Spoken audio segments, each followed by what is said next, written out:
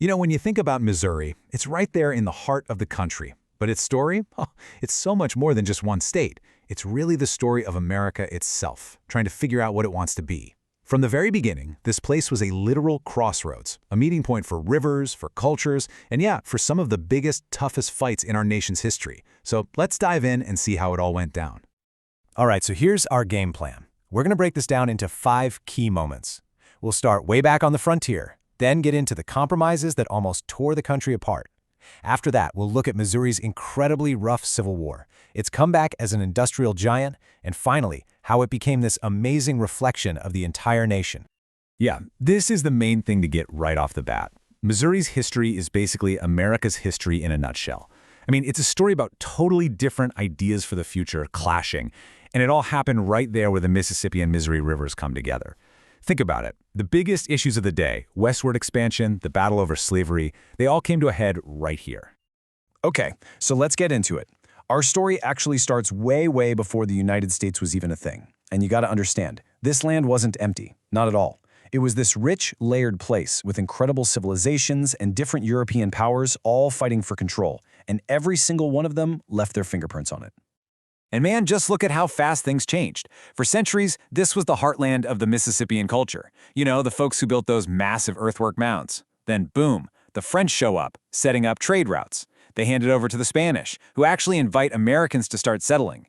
And then, the big one, 1803. Napoleon needs cash, so he sells the whole Louisiana territory to the U.S. Just like that, Missouri becomes a piece of the American frontier. And these early colonial roots, they dug in deep and fast. Places like St. Genevieve and St. Louis, these weren't just sleepy little outposts. They were buzzing hubs for farming, the fur trade, even lead mining.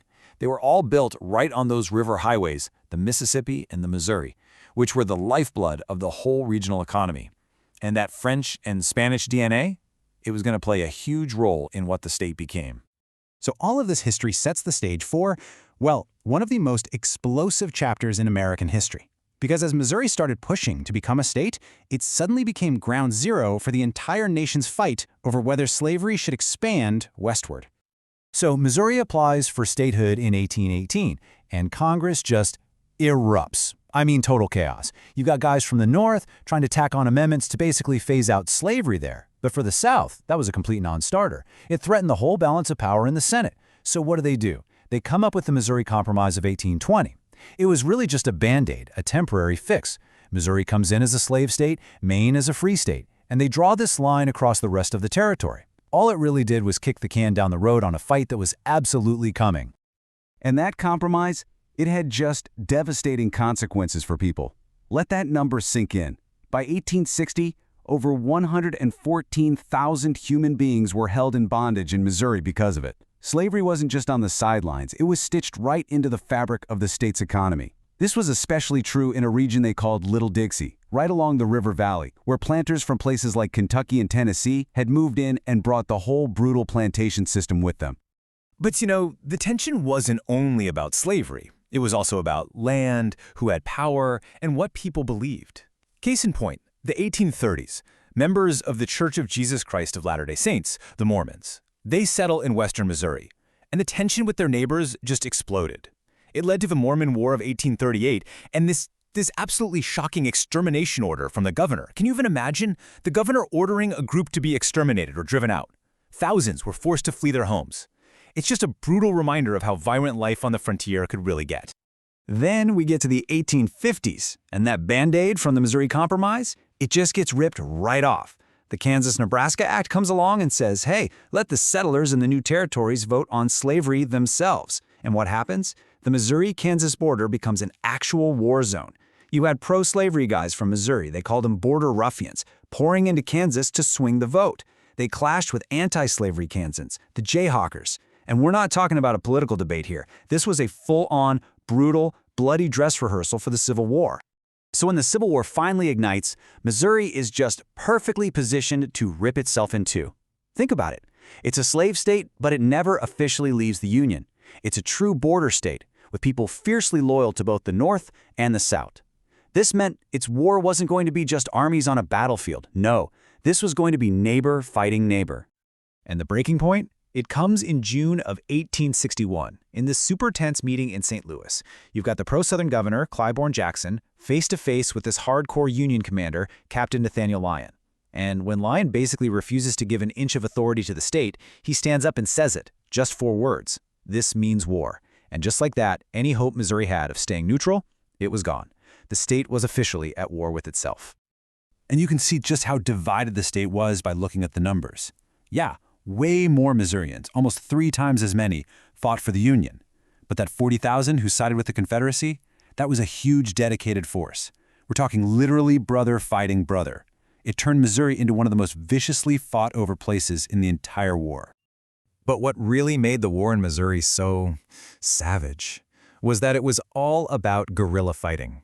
This wasn't like Gettysburg with huge armies lining up.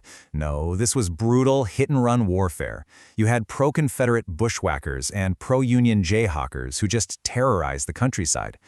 They completely blurred the line between who was a soldier and who was a civilian, and it left this deep, bitter scar on the state that would last for generations. I mean, this guerrilla war got so out of control that the Union Army did something almost unthinkable. To stop civilians from helping the Confederate raiders, they issued something called General Order No. 11. What did it do? It forced everyone, nearly 20,000 people, out of 4 whole counties right on the Kansas border. Can you imagine? Just empty.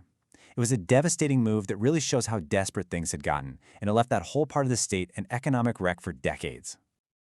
All right, so after all that devastation from the war, Missouri makes this incredible pivot. It goes from being this frontier battleground to becoming the gateway to the modern American West. And it was all powered by 2 things: railroads and industry. And you can see this transformation just by looking at the population numbers. It more than doubled in only 30 years. It was a total explosion, fueled by all these new people pouring in looking for a chance. Why? Because railroads were suddenly crisscrossing the entire state, opening up land and plugging Missouri into the national economy in a way no one had ever seen before. Kansas City is the perfect example of this. You know, it wasn't even on a big river like St. Louis. But it didn't matter, because it became the central hub for all the new railroads. That made it the perfect endpoint for those massive cattle drives coming all the way up from Texas. Then, and this is the real game changer, they invent the refrigerated rail car. Suddenly, Kansas City becomes this national meat-packing giant, shipping beef to dinner tables all across America. And hey, on the other side of the state, St. Louis was having its own massive boom. The big moment was the construction of the Eads Bridge in 1874, an absolute engineering marvel. It was the first bridge to connect the city by rail across the Mississippi River. That just cemented its role as a manufacturing and shipping powerhouse. It became home to legendary companies like Anheuser-Busch, who were some of the first to use those new refrigerated rail cars to ship beer everywhere. So as we head into the 20th century, you have to picture all these different forces swirling together. You've got that mix of north and south, that blend of farms and factories, the divide between the cities and the countryside, and all of it comes together to create a state that's like a near-perfect mirror of the entire nation. And that is what people mean when they call Missouri a bellwether state. It's pretty wild. For most of the 20th century, however Missouri voted in presidential elections, well, that's how the whole country voted. It wasn't some kind of magic. It was because the state was so diverse, with all these competing ideas and cultures clashing inside its borders, that it became a perfect sample size for America. You know the old saying, as Missouri goes, so goes the nation. So it leaves you with a question, right? In a country that feels so divided today, maybe there's something to learn from a state whose entire history is built on being at that exact crossroads of conflict and compromise. Missouri's story is this constant reminder that being in the middle, well, it's often the most interesting and definitely the most challenging place you can be. Hey, if you enjoyed this deep dive into Missouri's past, we've got a whole playlist of U.S. state histories you should definitely check out. And for more explainers just like this one, make sure you subscribe to Notebook Summaries. Thanks so much for watching.